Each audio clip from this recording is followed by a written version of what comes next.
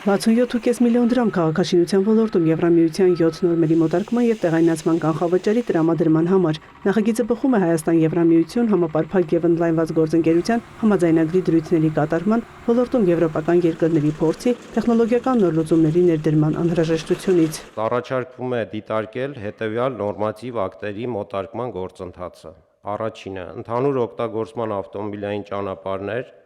տրանսպորտային ենթակառուցվածքներ,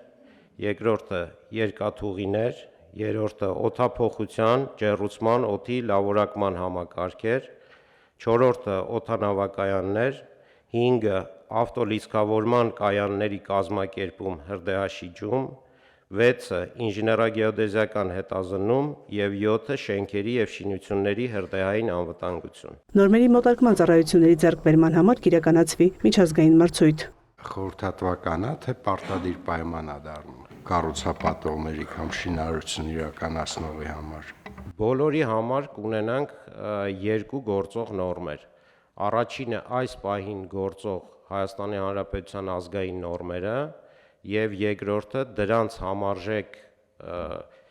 համարժեքություն ունեցող եվրոպական մոտարկված տեղայնացված նորմերը եւ յուրաքանչյուր կառուցապատող կամ պատվիրատու ինքը կընտրի, թե որ նորմով կիրականացնի իր շինարարությունը կամ կառուցապատումը։ Կկրկնապատկվի տնտեսվարողների, ֆերմերների մատչելի պայմաններով գյուղտեխնիկա ձեռք բերելու հնարավորությունը։ Լիզինգի աջակցության գումարը 250 միլիոնից կդառնա 500 միլիոն դրամ։ Նշվեց, որ կան ֆերմերներ, որոնք ինստիտուցիոնալ գյուղատնտեսությամբ են զբաղվում եւ չեն կարողանում մատչելի պայմաններով գյուղտեխնիկա ձեռք բերել։ Ունենք Իսպան 2854 լիզինգառու, որոնց տրամադրվել է 4333 միավոր գյուղատնտեսական տեխնիկա, այդ թվում 1523 միավոր տրակտոր, 20 միավոր կոմբայն եւ 2790 միավոր այլ գյուղատնտեսական տեխնիկա, ասենք օրինակ շարքացան, որը ծորենացանում։ Միայն գյուղատնտեսական տեխնիկայի ձեռք բերել 23 միլիարդ դրամի, որը իսկ լիզինգի գումարը կազմել է 12 միլիարդ դրամ, սուբսիդավորված գումարը 3.6 միլիարդ դրամ։ Հավանության արժանացավ նաև բարձրագույն կրթության եւ գիտության մասին եւ հարակից օրենքներում փոփոխությունների նախագիծը։ ԿԳՄՍ նախարարը ներկայացրեց ոլորտի հիմնախնդիրները, որոնց լուծմանն է ուղղված օրենսդրական փաթեթը։ Ըստ նրա բարձրագույն կրթությունը տարիների ընթացքում հեռացել է հետազոտահեն կրթության օրակարգից, ձևափոխվելով առավելապես դասախոսությունների վրա հիմնված գործընթացի, հաճախ որակի եւ մրցունակության էական թերացումներով։ 2005 թվականից մինչև հիմա փաստացի անցում չի կատարվել բարձրագույն կրթության 3-րդ մակարդակին եւ չեն դրվել միջազգային արդի պահանջներին համապատասխանող մասնագետների պատրաստման օրենսդրական հիմքերը, ինչի հետևանքով փաստացի չի գործում բարձրագույն կրթության եռաստիճան համակարգը եւ փոխարենը գիտական աստիճանի շնորհումը չի դիտարկվում իբրև կրթության մաս, այլ պահպանվում է գիտական աստիճանաշնորհման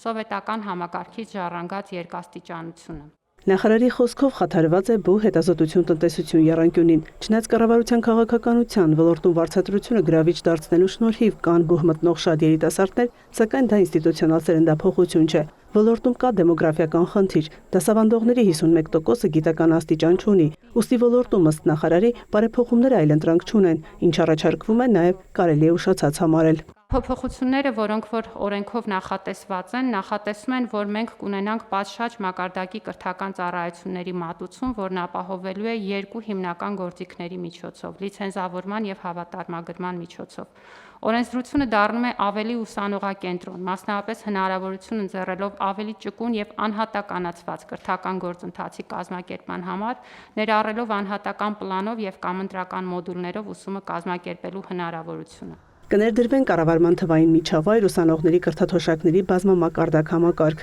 Կրթաթոշակային քաղաքականությունը կդառնա պետական աջակցության հիմնական ձևը, կկարգավորվի համալսարանների ինկուբատորների ստեղծման ոլորտը, կվերանայվեն գիտության կազմակերպման սկզբունքները եւ գիտական կազմակերպությունները կգործեն խոշորացված հետազոտական համալսարանների կառուցվածքում։ Կուսակցական անձանց եւ պետական պաշտոններ զբաղեցնող անձինք չեն ներգրավվելու խոշորացված բուհերի կառավարման մարմիններում եւ ղեկավար պաշտոններում, ինչը զուգակցվում է նաև էթիկայի ստանդարտների սահմանման, որը արգելելու է բուհերում կուսակցական կամ այլ տիպի գործունեությունը կամ քարոզը։ Ուզում եմ հիշեցնել, որ սա կառավարության հատուկ հանձնառություններ։ Վարորդականի քննությունից բացասական գնահատական ստացած անձինք 45,000 դրամ վճարելով կարող են հաջորդ օրը վերահանձնել քննությունը։ Գործող կարգով տեսական ու գործնական քննությունից կտրվող անձանց համար հաջորդ ամենասեղմ ժամկետը 1 շաբաթ անց վերահանձնելն է։ Ներքին գործերի նախարարի խոսքով քաղաքացիներից ստանում են բազմաթիվ խնդրանք դիմումներ, որ պատրաստ են արագացված ծառայություններ ձեռք բերել եւ հաջորդ օրը կամ մի քանի օր անց վերահանձնել քննությունը։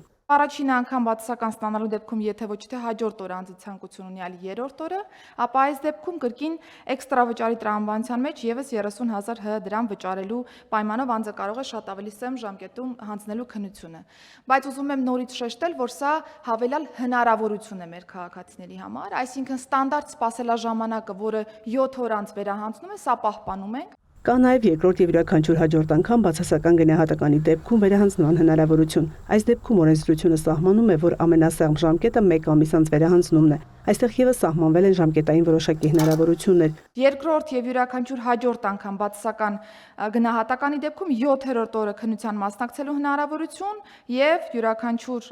հաջորդ անգամ արդեն այս դեպքում 14-րդ օրը եւս քննությանը մասնակցելու հնարավորություն։ Ֆիզիկապես հաշվառման վկայագրի եւ վարորդական վկայականի պլաստիկին զուգահեռ հնարավորություն կտրվի ունենալ դրանց թվայնացված տարբերակը եւ Հայաստանի տարածքում իրավաչափ ու թույլատրելի կհամարվի նաեւ թվային տարբերակով վարորդական վկայականի ու հաշվառման վկայագրերի շրջանառությունը։ Բարեկի արձանագրած որևէ խախտման դեպքում, եթե պարզվի անձը չունի պլաստիկ վկայական, բայց կա թվայինը, սա չի հանգեցնի որևէ վարչական պատասխանատվության։ Հաջորդ կարգավորումը վերաբերում է տրանսպորտային միջոցների առուվաճառքի թվային հարթակում իրականացմանը։ Նշել էի, որ մենք նաև հնարավորություն ենք տալու մեր քաղաքացիներին, որպեսզի կարողանան, եթե առաջին անգամ է գրանցումը տեղի ունենում, հաշվառման համարանիշը ստանան նաև փոստային առաքման տրամաբանության մեջ։ Այստեղ այս փաթեթով նախատեսվում է արդեն տվյալ հնարավորությունը եւս։ Նախատեսվել է, որ օրենսդրական փոփոխությունները ուժի մեջ կմտնեն սեպտեմբերի 1-ից։ Մայա Խաչատրյան, լուրեր։